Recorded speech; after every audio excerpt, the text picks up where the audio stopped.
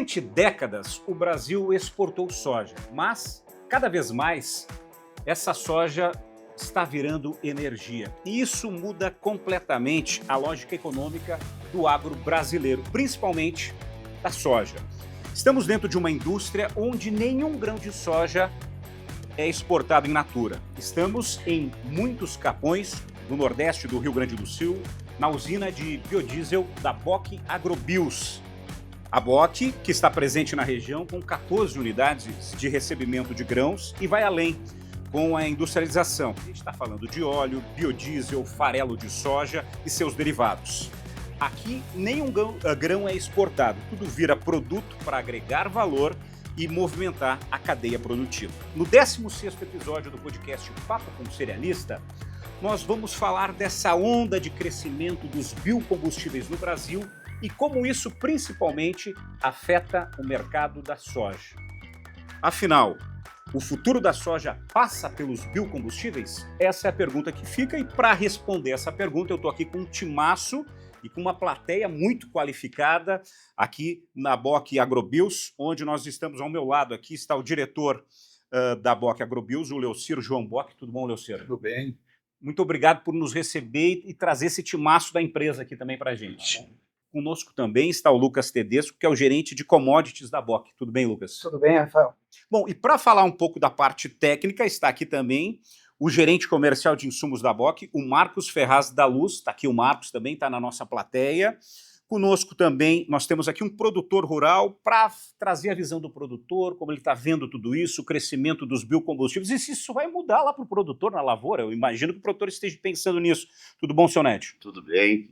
Muito obrigado pela oportunidade de estar aqui com vocês. Tá certo. Bom, conosco também está o diretor de operações e negócios do Porto de Imbituba, o Elivelton Doré.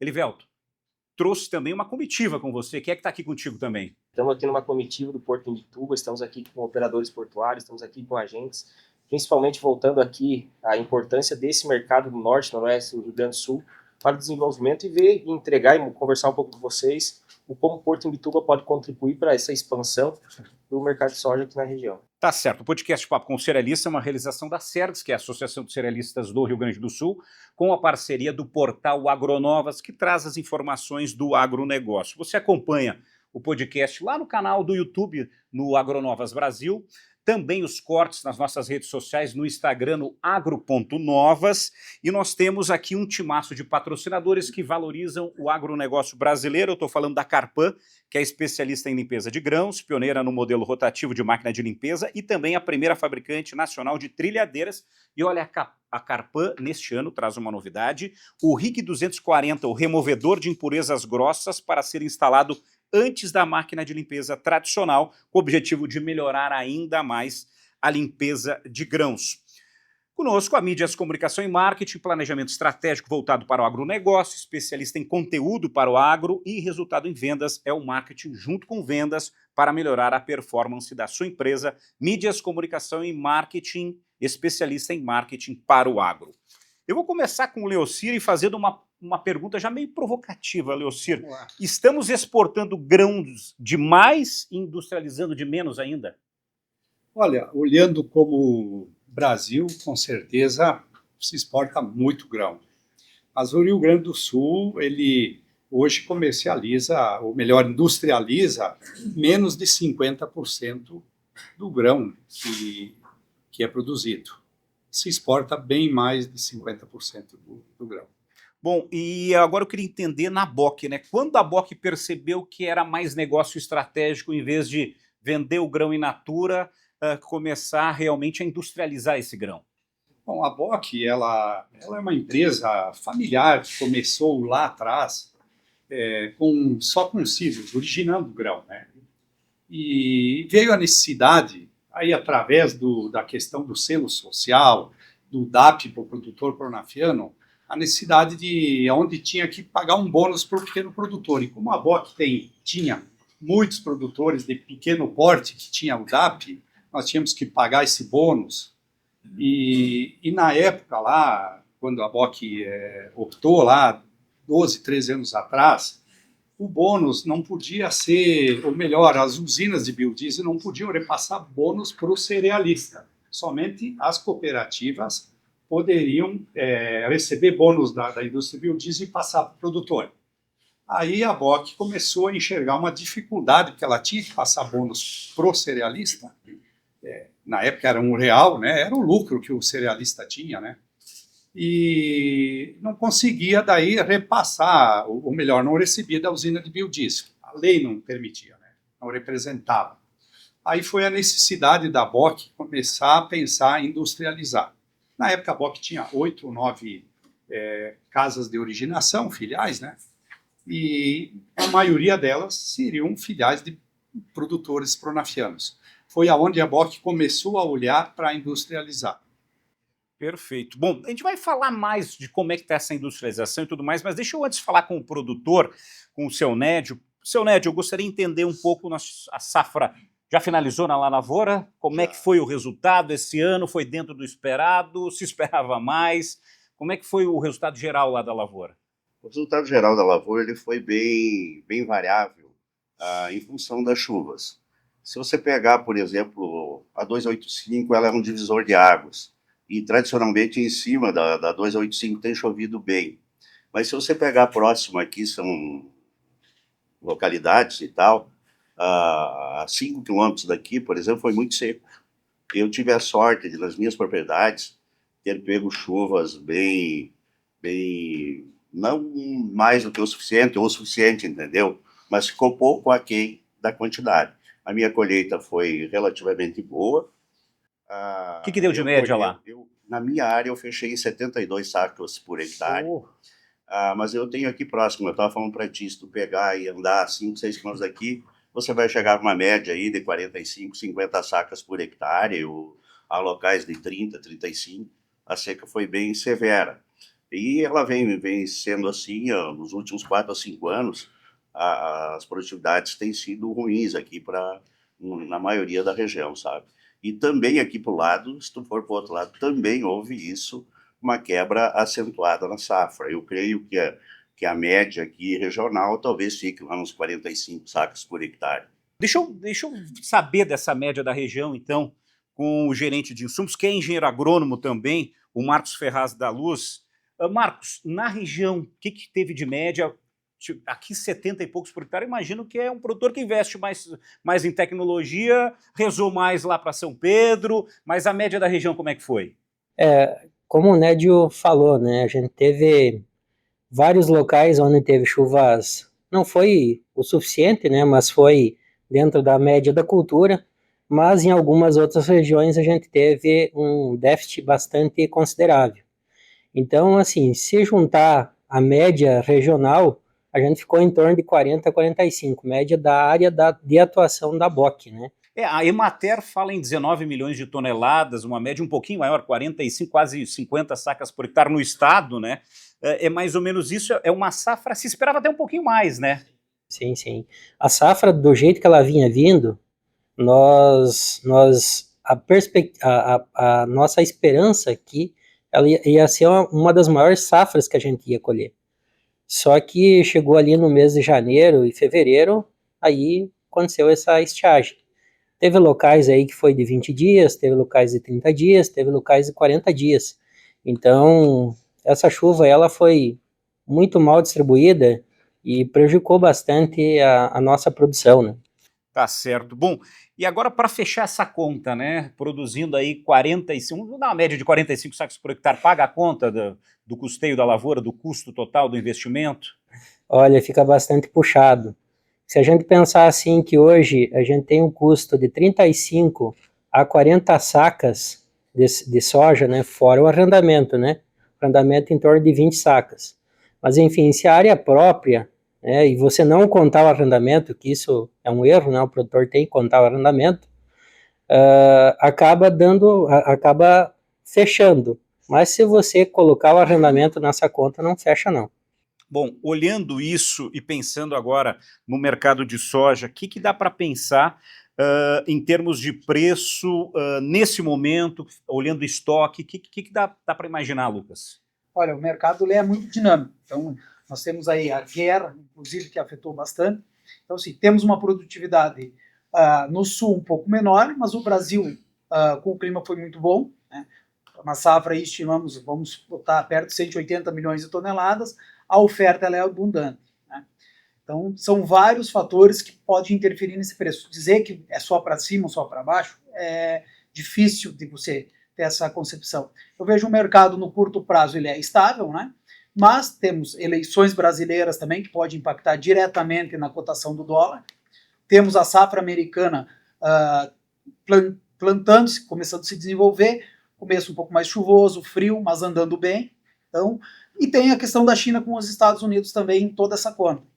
Eu diria assim, produtora, a melhor estratégia que a gente sempre comenta é tu ter teus custos na ponta da caneta para poder ir intercalando essas vendas, sabendo o que tu precisa para chegar a cobrir esses custos. Então, eu diria, não é o que o produtor esperava, não é, mas por essa proximidade também com as indústrias que estão a campo, eu vejo que os produtores da nossa região, elas estão com os valores muito melhores do que outras regiões do país ou mesmo do estado. Eu ia chegar nessa questão, a industrialização, por exemplo, com essa onda que está crescendo de biocombustíveis, né, no Brasil, no interior do Brasil, e são mais de 65 usinas pelo Brasil e bem espalhadas, né?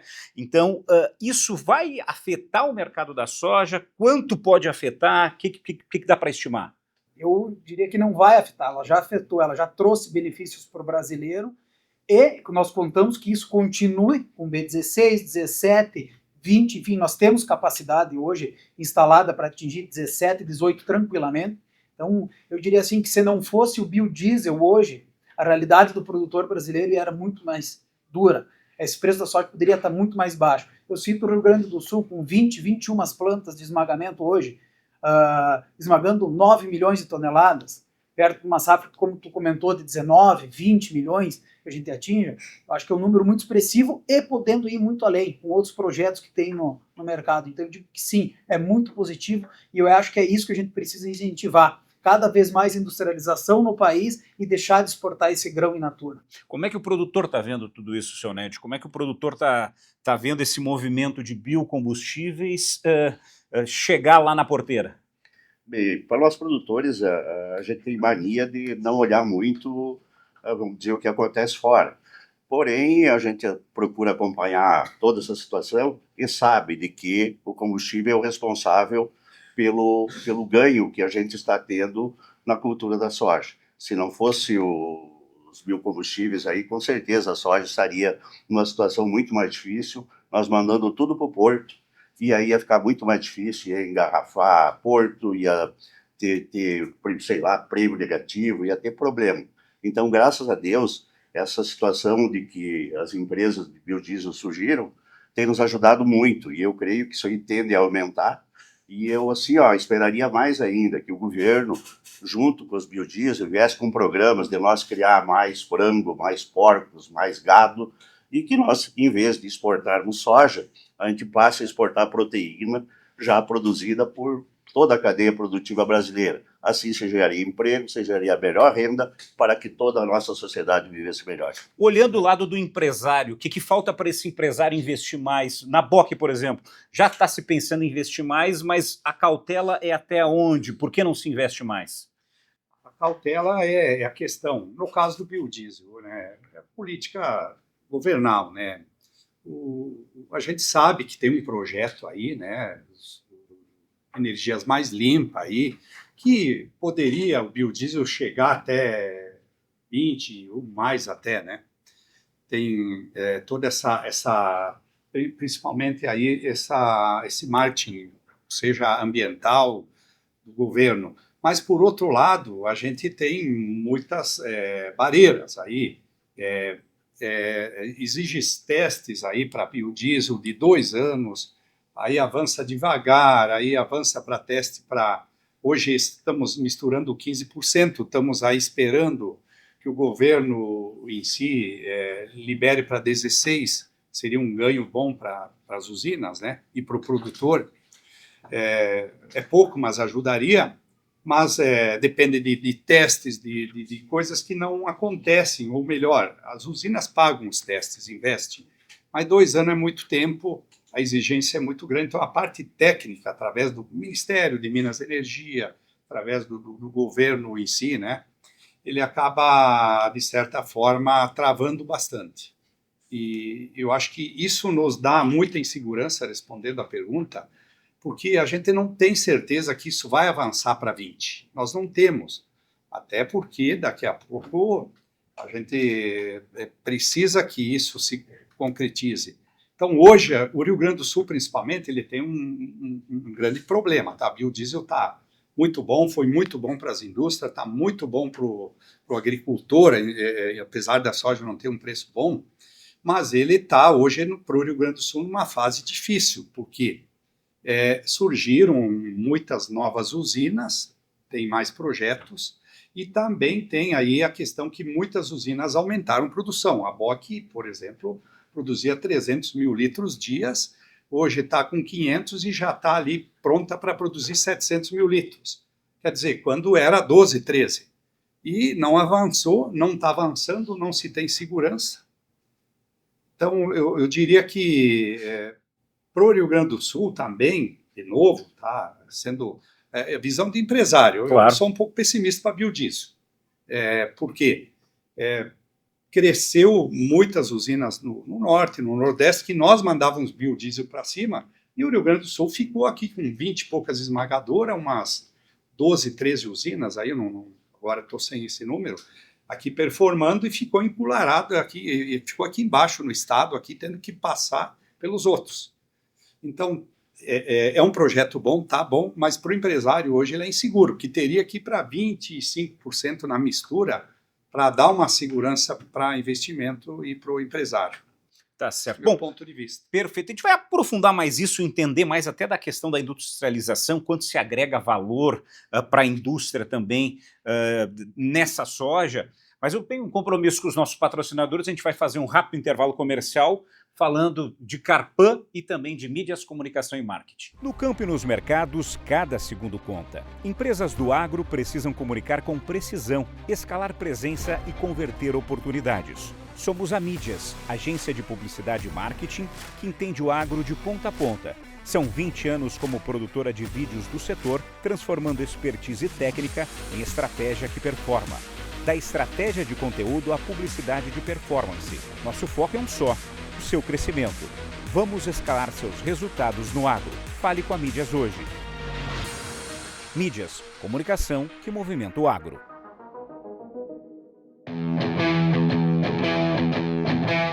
O RIG 240 da Carpan foi desenvolvido com o objetivo de remover as impurezas grossas antes da entrada dos grãos nas máquinas de pré-limpeza. Esse equipamento ele pode ser instalado na parte superior das máquinas, onde nós teremos a entrada do grão no RIG, e o RIG fará a remoção dessas impurezas grossas. Dessa forma, a máquina de limpeza de cereais vai receber um grão numa condição melhor para que a máquina tenha ganho de rendimento e apresente uma qualidade melhor de limpeza dos produtos. Esse produto possui um motorredutor que possibilita, através de um quadro de comando com inversor de frequência, fazer a regulagem da velocidade de rotação. Isso auxilia muito na questão do recebimento de um grão mais úmido ou um grão mais seco. Então, o RIG 240 da Carpan tem o objetivo de melhorar a remoção das impurezas grossas da sua unidade de recebimento de grãos.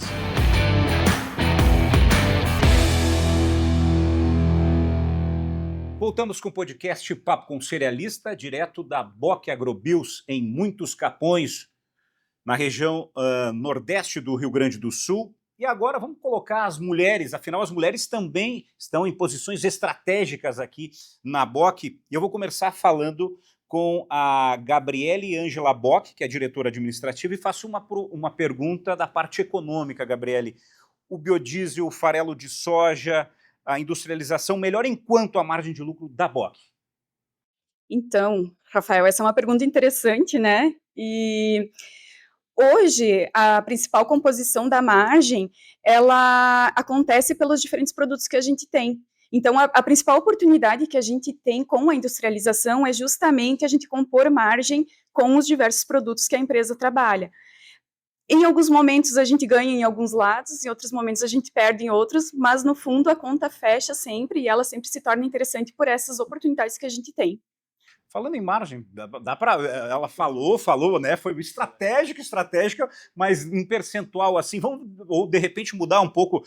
Se continuasse só como cerealista, estaria muito mais complicado. Quanto melhorou a margem do momento que era cerealista para virar indústria?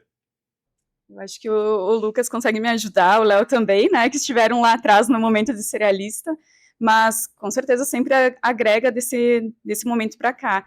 Mas é muito instável também, Rafael, então é difícil a gente conseguir dar uma margem exata, porque isso vai muito do mercado, a gente tem variáveis como câmbio, como geopolítica, então é difícil a gente conseguir dar um dado exato sobre isso, e é muito de momento. Então tem momentos que um produto dá realmente uma margem boa, em outros momentos ele chega até a ser vendido com margem negativa. Tem algum exemplo que dá para a gente falar? Olha, percentualmente, antes só a comercialização de grão dava isso, hoje o biodiesel dá isso. Tem algo assim, Lucas? Eu diria assim, a indústria ela consegue agregar valor com os subprodutos.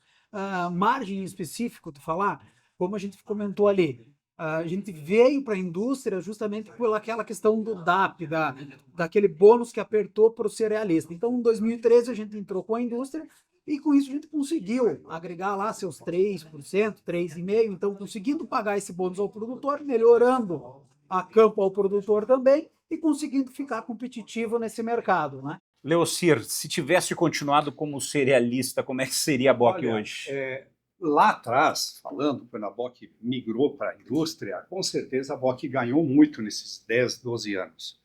Hoje está ruim para o cerealista, a gente sabe que a conta é bem apertada e está ruim para a indústria. Hoje eu fico numa dúvida, se tivesse que investir hoje, que hoje a economia paga muito. Hoje, se o cara tiver ou ir buscar dinheiro em banco, não sei se pagaria uma indústria e também não sei se valeria a pena se tivesse dinheiro, porque tu aplica e você ganha muito, né? Então, hoje está bem difícil falar como empresário na situação. Cerealista está difícil trabalhar ali, pela conta que a gente tem, e a gente tem lá nossas unidades, as nossas filiais, a nossa casa de originação, que a gente trata como uma cerealista lá. Ela tem o custo dela, ela tem lá, e quando chega o soja para aqui, para a fábrica assume o custo aqui com o preço de porto, menos o frete. Então, nós sabemos que para as nossas casas também lá, às vezes se troca a figurinha, às vezes dá só o frete para levar para cá, ou muito pouco. Então, não está muito bom aí, não quero ser pessimista, mas está numa fase que fica difícil a gente direcionar isso. Mas tivemos momentos muito bons no passado, com biodiesel, com esmagamento, onde a BOC conseguiu performar muito bem, crescer e se estabilizar. Faz hoje com que a BOC está no mercado, tu tem que trabalhar, tá, eu diria, numa situação confortável, porque aproveitou momentos bons. Hoje é ficar aguardando, digamos assim, com margens bem pequena, aguardando oportunidades, até de fazer um carrego, comprar uma soja com prêmio negativo, estocar para vender no momento melhor, enfim, para poder melhorar um pouco. Seria mais ou menos nessa linha. Bom, deixa eu falar com a coordenadora comercial de biodiesel da BOC, a Dariane Franciscato da Silveira, para entender, primeiro, hoje, né, tudo sim, a soja ela vira biodiesel, vira farelo de soja, vira glicerina, enfim, os subprodutos aí da soja. Qual que é hoje a capacidade que se tem, para onde vai esse biodiesel, para onde vai a glicerina, para onde vai o farelo de soja? Contextualize um pouco de como é que é a comercialização hoje na BOC. Olá, Rafael, tudo bom? Bem? Obrigada pelo convite e da participação.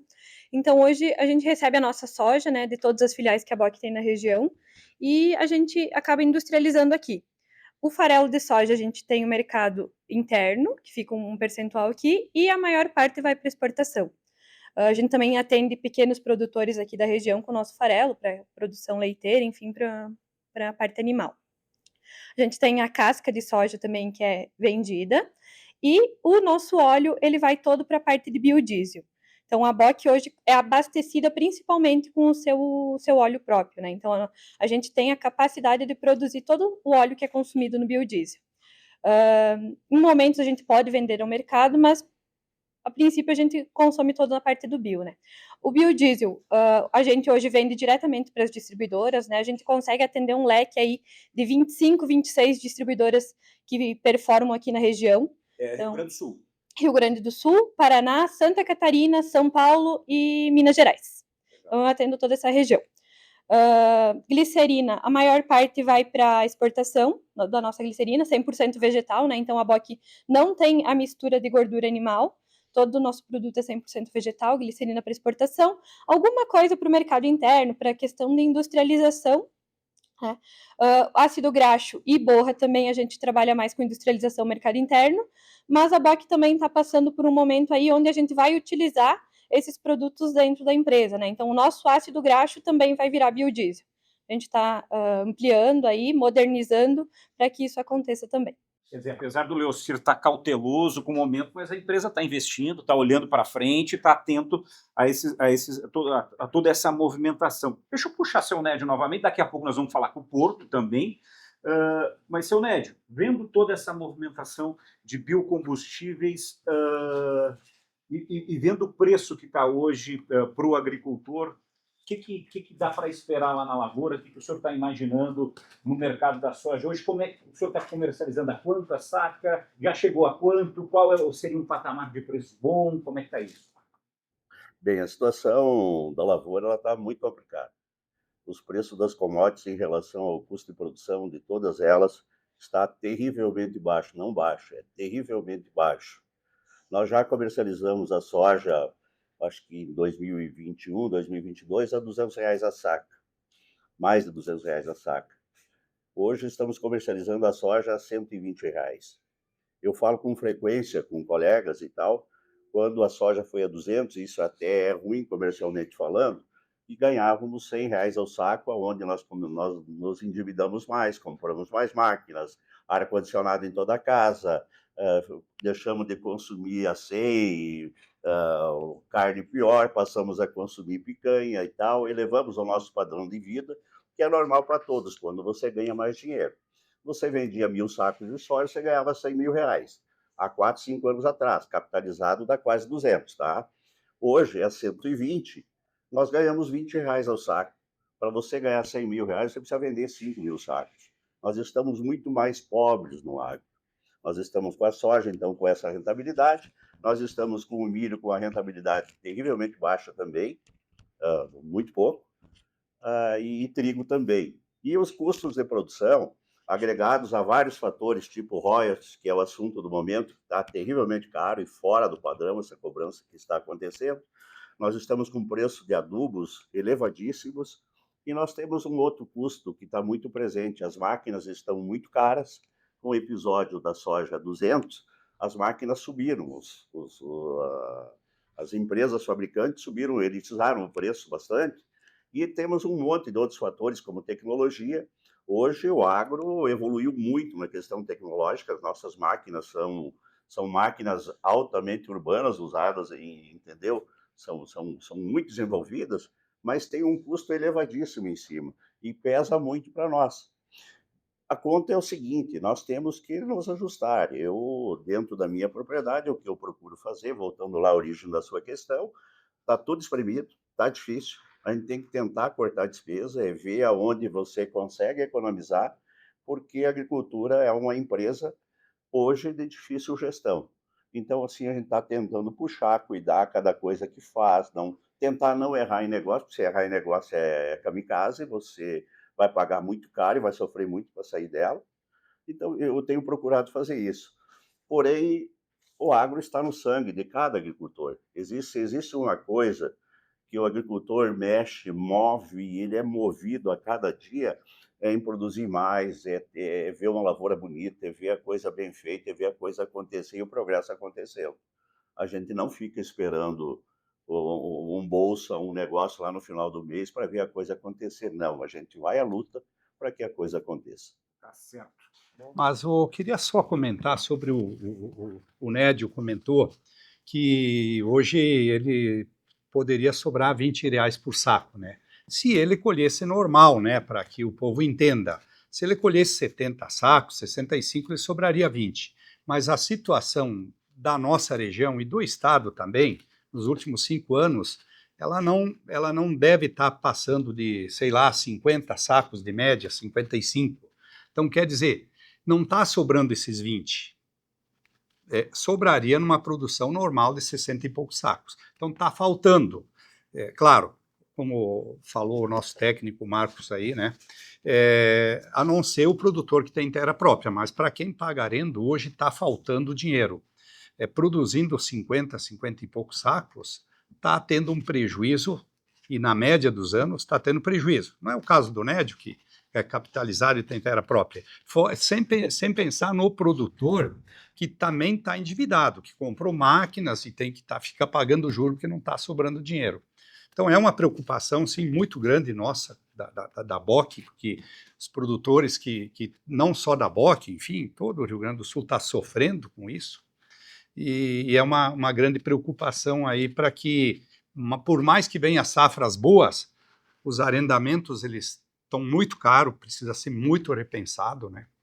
Arrendamento de terra e assim vai, a mecânica, um monte de coisa que o produtor vai ter que tentar fazer ele mesmo, vai ter que enxugar e ser muito bom, ser muito profissional, produzir muito, não errar nada, como o Nédio comentou, não errar nada, se tem 10 fatores até plantar, tratar e tudo, se ele errar um, ele já empatou, se errar 2, se foi, entendeu? Então ele não pode errar nada e o tempo não pode dar errado. É um desafio muito grande hoje, com soja de R$120 aí, que está na nossa região, 122, 120, né? Eu agradeço ao Léo pela colaboração e pela complementação da minha resposta. Desculpem até pela minha resposta, o assunto é tão amplo e tão complexo que tu acaba pegando um assunto e a própria falta de prática da gente colocar esse tipo de assunto.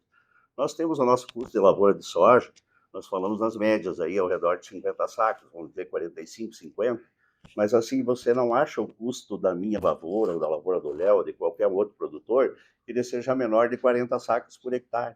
Aí você fala num arrendamento na nossa região de 20, ou alguns até pagando 25 sacos por hectare, você vai a 65, você colheu 50. É lógico que tu não tem lucro de 20, tu tem prejuízo de 15 sacas por hectare. Então, assim, obrigado, Léo, pela complementação e realmente o assunto Rio Grande do Sul, ele é extremamente preocupante. Quando eu falei nos royalties, só para complementar, existe uma situação muito difícil com relação ao royalties. Nós recolhemos um royalty para a empresa de R$300 por hectare, para nós produzir 66 sacos por hectare. Só que se nós produzir 20 sacos por hectare, os outros 46 sacos de royalties nós perdemos. Não é nem renovado. Eu acho isso uma tremenda injustiça, porque esses 46 sacos nós não colhemos no momento de dificuldade do Rio Grande do Sul. A empresa que é detentora dos royalties, ela devia simplesmente renovar esses que eu pague, mas que eu tenha direito de entregar no ano que vem. Que eu não perca esse dinheiro, porque é um ano de dificuldade minha. Eu quero ter parceiros no campo. Eu não quero ter adversários ou alguém que só venha me tirar dinheiro. E é nesse ponto que eu acho que as detentoras da tecnologia deveriam nos auxiliar. Tá certo. Bom, eu quero trazer uma pergunta agora, Lúcio, do Christian Schumann, que é o gerente comercial da Carpan. A Carpan, que é patrocinadora aqui do nosso podcast, ele trabalha com pós-colheita. Essa industrialização dos biocombustíveis, o próprio setor de pós-colheita está muito atento a isso, está desenvolvendo tecnologias. A Carpan, por exemplo, já está com uma tecnologia desenvolvida, testada na fábrica, vai levar agora para a operação também, trazendo mais automação, que é importante nesse processo industrial. E ele traz uma pergunta para ti. Christian. Olá, Rafael. Olá, Leocir. A gente sabe que a indústria de biodiesel ela vem buscando cada vez mais melhorias no processo e nas tecnologias. E a gente está num estado que vem sofrendo com condições climáticas, o que acaba impactando na questão da qualidade do grão, na variedade das impurezas que são recebidas.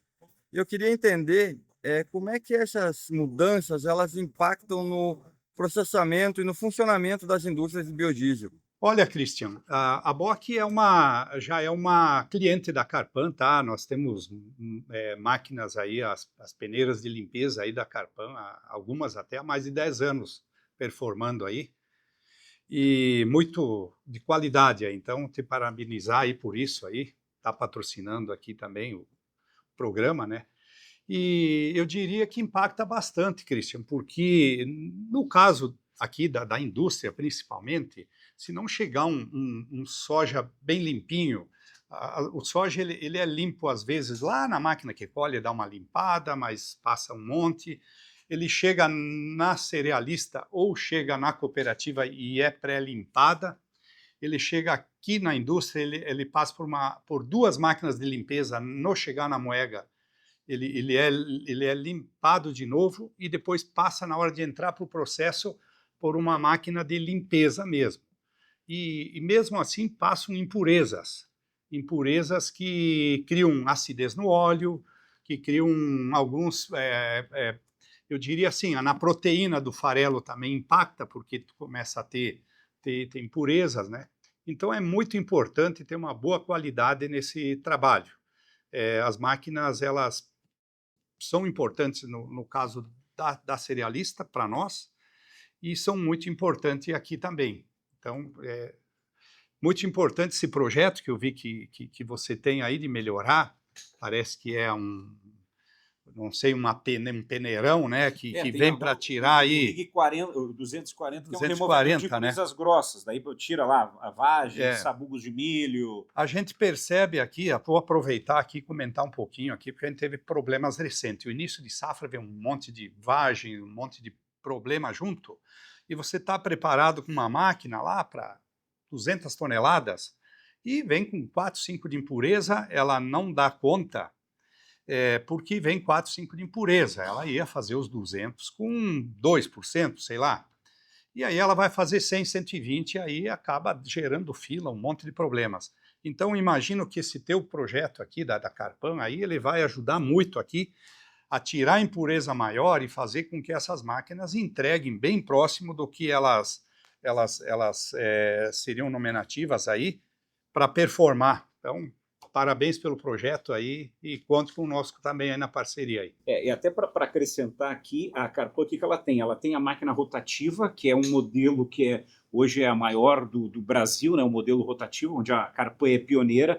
Então tem um modelo rotativo que tem uma eficiência muito boa, muito indicado para a indústria, e tem, já quem tem aquela máquina tradicional, o momento de investimento não é tão alto, em vez de comprar uma rotativa, pode comprar o RIG 240, que é o removedor de impurezas grossas, para instalar antes da máquina de limpeza, e aí a máquina de limpeza tradicional que já está operando vai operar com uma eficiência quase como que se fosse uma máquina rotativa. Então aumenta a eficiência da máquina tradicional. Bem interessante. É uma tecnologia interessante para passar para suas operações. Bem interessante aí. A gente tem muito problema, imagino que colegas aí cerealistas também tenham, e pode ser um bom equipamento aí para facilitar aí. Tá, mas vamos falar de Porto agora? Deixa eu colocar aqui o Elivelton Doré nessa conversa, que é diretor de operações e negócios do Porto de Imbituba. Antes, até para situar, o Porto de Imbituba também, através da coordenação do comércio exterior lá, do Imbicomex, né, que é uma promoção lá da Associação Comercial de Imbituba, trouxe um pessoal, uma comunidade, dá para se dizer, portuária, para falar com cerealistas do Rio Grande do Sul, fez um evento parceiro com a Associação de Cerealistas recentemente em Passo Fundo, para trazer esse porto como alternativa para essa soja aqui do Rio Grande do Sul, porque nós temos a BR-285 em obras, esperamos que ela conclua, e vai ser uma alternativa inteligente para esse grão aqui, gaúcho. Sem dúvida alguma, Rafael. A gente vem, enquanto Porto Imbituba, buscando uma aproximação com os empresários, com os produtores, cerealistas, aqui do norte e noroeste do Rio Grande do Sul, principalmente. Enquanto Porto Imbituba, a gente visualiza que essa é uma das regiões que vai alicerçar o crescimento do Porto de Imbituba ao longo dos próximos anos. Mas, acima de tudo, a gente está falando de commodity, então, onde o preço praticamente ele não é necessariamente controlado na venda, e o custo ele faz uma diferença significativa para quem está trabalhando nesse mercado. E o custo logístico também ele é essencial para trazer esse diferencial competitivo, aumentar essas oportunidades, trazer uma margem melhor também para o seu LED. Então, o Porto Imbituba vem tentando buscar essa aproximação, junto com toda a comunidade portuária que está aqui hoje presente. O Porto Imbituba ele trabalha um porto hoje com uma estrutura que movimenta cerca de 8 milhões de toneladas anuais, numa estrutura multipropósito, com um mix de variadas cargas. Mas, ao longo dos próximos anos, a gente projeta grandes investimentos em toda a mecanização da infraestrutura, com esteiras, chip load e ampliação da capacidade de armazenagem, que hoje já é de 250 mil toneladas estático para granéis sólidos vegetais. Hoje, predominantemente, os parceiros de ambos os terminais dedicados a granéis sólidos vegetais estão presentes com a gente para tentar divulgar essas oportunidades, porque acima de trazer também o desenvolvimento do Porto de Bitoba, apresentar uma solução logística para o norte e do noroeste do Rio Grande do Sul. Então, esse é o nosso principal vertente de trazer essa aproximação.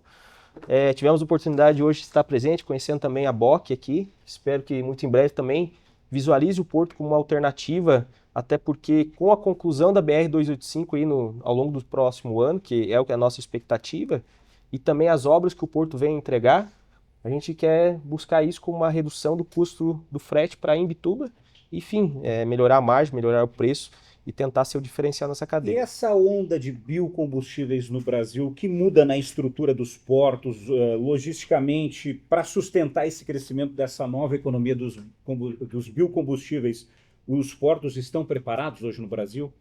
Então, a gente tem o Porto hoje, a boa parte da produção agrícola é escoada pela via de navegação.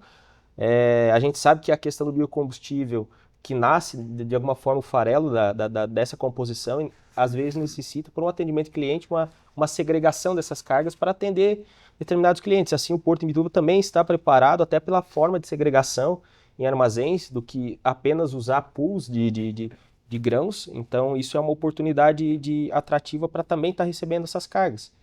Evidentemente que é um mercado que está em expansão. A gente hoje já movimenta farelo de soja lá. Predominantemente a gente trabalha também com farelo de milho vindo do centro-oeste. Então é uma fase de expansão e a gente está se colocando como uma alternativa logística também para redução de custo e ampliação das margens do negócio. Lucas, e qual o tamanho do peso dessa logística para essa cadeia produtiva toda industrial? Eu acho que vem a calhar, agradecendo já a visita de vocês à nossa fábrica. Vejo o Porto de Imbituba como muito estratégico, como tu falou, para o norte e noroeste do estado, onde tem grandes indústrias localizadas. Acredito que a gente precisa terminar, que o estado termine essa obra, né, para poder ter acesso a essa serra, que esse pedaço que falta acaba tirando muita competitividade, né, logística, e também a gente precisa, em contraparte, que o Porto traga segurança de operação, né. Então a gente já operou várias vezes aí no decorrer dos anos em Imbituba com farelo de soja, tivemos que parar por alguns contratempos que tem, então a gente acredita que esse projeto dê super certo, que vai vir a agregar muito, porque o custo logístico hoje com essas tabelas de fretes impostas pesa muito na conta. Mas também o Porto precisa ter uma agilidade de embarque e desembarque para poder baixar esses custos. Sem dúvida. Algumas pontos que a gente precisa de Imbituba é que baixe esse custo de operação, né? Então, acho que vem a calhar essa busca que vocês estão também por outros parceiros, para vocês terem mais volume e com isso conseguir baixar esses custos também. Então, para nós é muito importante essa entrada do Porto de Imbituba, desde que nos tragamos segurança para o nosso negócio, né? É uma das estratégias que a gente tem. O Porto de Imbituba também ele cresceu de uma forma um pouco acelerada em relação à estrutura física que ele tinha. Então, para tentar atrair essa demanda, mas hoje a gente está numa fase decisiva de praticamente se especializar. Então, a gente ter berços dedicados para granéis sólidos vegetais, principalmente, aliado, claro, ao aumento da produtividade operacional de berço, colocar isso em condição igualitária aos terminais que já existem no Rio Grande, em termos de produtividade, porque isso sim é o diferencial para a redução do custo de estadia, tanto de espera para atracação, como a estadia de cais e até mesmo a armazenagem. A gente já viu que em relação a 2024 para 2025, a gente reduziu a metade o tempo de espera para atracação. Evidentemente que a gente está numa fase de obras, de entrega tanto de expansão de cais como de expansão de toda a estrutura dos terminais em parceria com arrendatários e novos leilões que a gente deve fazer ao longo dos próximos anos.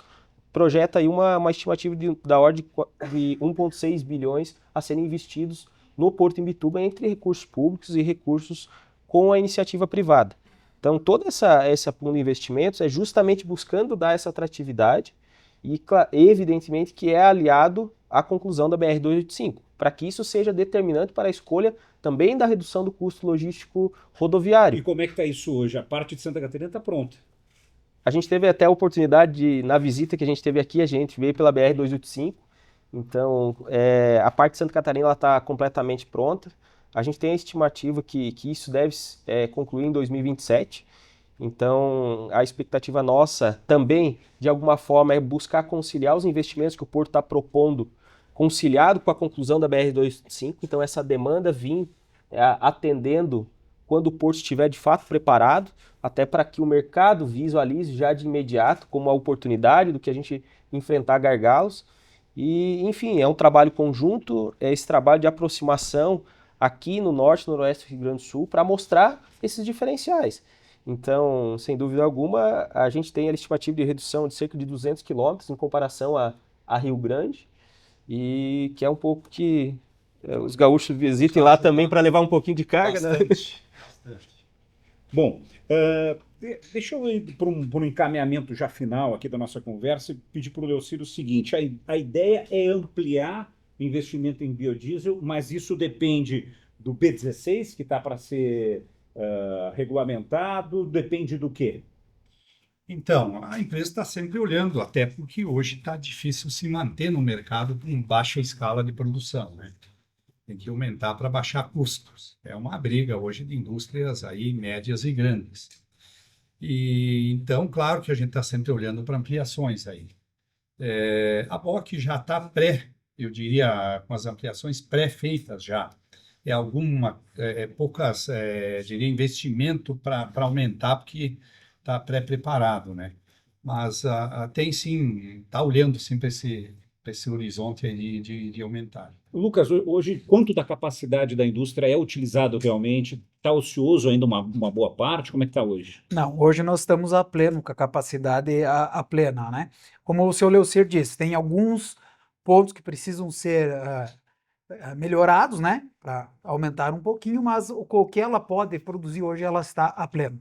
Bom, que é uma realidade importante, porque muitas fábricas hoje, o geral no Brasil, hoje eu acho que em torno de 50%, 60% da capacidade em muitas usinas, né? Agora, Lucas, uma pergunta provocativa aqui. Essa demanda maior por biocombustível, isso o produtor vai capturar também valor disso? Você disse que já um pouco já está capturando, mas vai capturar ou só a indústria? Com certeza o produtor vai capturar junto, o nosso amigo Nédio vai ficar muito contente, porque é muito simples, é oferta e demanda. Quanto mais demanda tiver, né, automaticamente vai ter mais briga para buscar aquela soja a campo. Então, quem for mais, por isso que o seu Léo comenta, tu ser pequeno, por que a gente está visualizando aí que tem que expandir? É porque está dando muito dinheiro? Não, é porque se você não expandir, você não diluir teus custos fixos, tu vai ficar para trás. As margens são pequenas, tu tem que ganhar na escala. E ainda mais, como a Carplan falou aí, não pode perder nada. Cada centavo, a gente trabalha após a vírgula, seja na produção de óleo degumado para biodiesel, seja de soja para farelo e óleo, então sim, tem que capturar o máximo. O produtor também, qual que é a forma dele ter lucro? Produção, ele precisa produzir, assim como uma indústria, ela precisa produzir o máximo possível. Então, automaticamente, a indústria crescendo, nós estamos numa região farta de indústrias. A briga pelo grão a campo vai acontecer e vai valorizar o grão do produtor. Quer dizer, automaticamente. O grande questionamento desse podcast, eu passo a pergunta aqui para o seu Nédio: o futuro da soja passa pelos biocombustíveis, dá para se dizer assim? Com certeza, por isso também. É lógico que a soja, o espectro de utilização da soja é gigantesco, né? Mas os biodiesel, biocombustíveis aí, com certeza, é o grande filão no momento. Eu acho que o mundo vem buscar isso da gente aqui. Eu acho que nós temos um mercado nesse segmento de um crescimento gigantesco. Por exemplo, eu creio que a Europa pare de utilizar carvão e passe daqui a pouco a utilizar, daqui a pouco, os nossos biocombustíveis aqui, né? Porque é injusto eles jogarem um monte de coisas para cima de nós produtores brasileiros, dizendo que a gente polui, que a gente faz isso, faz aquilo. No entanto, eles não têm basicamente nada de vegetação nativa, utilizam carvão vegetal, a maioria da energia deles não é limpa, e nós temos a energia limpa, creio que a gente vai continuar aumentando a produção, a gente trabalha para isso, E eu creio que vocês, como empresa, vão crescer muito e nos puxarão junto com vocês e o nosso Brasil crescendo mais, vamos dizer, em cima disso. Tá certo. Para a gente encerrar, Léo, deixando um recado para os demais associados da Sergs, o cerealista que não entender de energia vai ficar para trás? Olha, eu diria que, não sei se eu diria que ele tem que entender, sim, ele tem que estar por dentro e ele precisa pelo menos estar junto aí com a indústria. Não tem jeito. Agora tem espaço, sim, tem momentos que a exportação fala mais alto. Tem 50% ainda hoje que é exportado, né?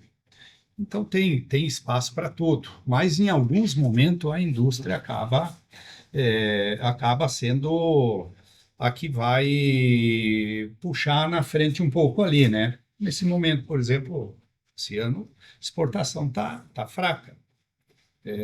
Claro, teve quebras também, o prêmio não caiu muito, o exportador não vai vir para cá onde um grão já está pressionado. Nós estamos pagando bem pelo grão, por mais que ele esteja recebendo hoje o produtor em torno de 120, mas ele está bem valorizado. No Rio Grande do Sul, a exportação está acontecendo lá por Santos, pelo norte do país, por outros lados. A indústria está, sim, pagando um pouco melhor nesse momento. Tá certo. Leocir, muito obrigado pela receptividade aqui. Foi um papo de alto nível, podemos continuar essa conversa. Obrigado pela Obrigado, recepção. Rafael, nós que agradecemos aí pela oportunidade, né, de você estar através da revista da Sergs aqui, vocês aqui fazendo esse trabalho, nos conhecendo. Obrigado aqui o Eliverto por estar representando o Porto aqui, nossos amigos portuários aí que estão aqui também nos prestigiando. Te agradece o Nédio aqui, produtor nosso vizinho aqui, muito amigo e querido, por estar também junto conosco na parceria aqui. Elivelton, muito obrigado. Eu que agradeço a receptividade que a gente teve ao longo do dia hoje também, e poder falar um pouco do Porto em Imbituba, ter essas conexões aí. Espero que a gente possa, ao longo do tempo, estreitar um pouco mais conexões com o mercado de Imbituba. Lucas, obrigado. Obrigado, Rafael. Agradecer o Elivelton, torcer que venha logo esses investimentos aí, que dê para nós baratear esses custos aí de Porto, e também deixar um convite para os nossos parceiros associados da Sergs. A BOC compra soja no Rio Grande do Sul inteiro, Santa Catarina, enfim, nos procurem, queremos vocês de parceiros. Muito bem. Seu Nédio, muito obrigado pela atenção e por esse conhecimento lá da lavoura que é peculiar do senhor. Obrigado pela oportunidade. Foi um privilégio participar desse debate aí com vocês. Espero ter contribuído para o bem de todos. Contribuiu. E obrigado pela paciência aí da plateia toda aí. Muito obrigado, pessoal. Vamos pro churrasco agora, tá bom? Bom, gente, eu quero agradecer a todos aqui, dizer que o podcast Papo com Cerealista é uma realização da Sergs, Associação de Cerealistas do Rio Grande do Sul, em parceria com o portal Agronovas, com o apoio da Carpan, que é especialista em máquina de limpeza de grãos, pioneira no modelo rotativo de máquina de limpeza. E olha, mais merchandising que o seu Léo Bock fez hoje aqui, o Lucas falaram bem dos equipamentos da Carpan, não preciso dizer mais nada. E também a Mídias Comunicação e Marketing, que trabalha com planejamento estratégico voltado para o agronegócio, especialista em conteúdo para o agro, resultado em vendas, é o marketing junto com vendas para melhorar a performance da sua empresa no agro. Você pode acessar lá o mediacm.com ou chamar direto no WhatsApp. A Mídias é especialista em marketing para o agro. No episódio 16 do Papo com Cerealista, mostramos que talvez o futuro da soja não esteja apenas na exportação do grão, talvez esteja nas indústrias que transformam alimento em energia. Até o próximo.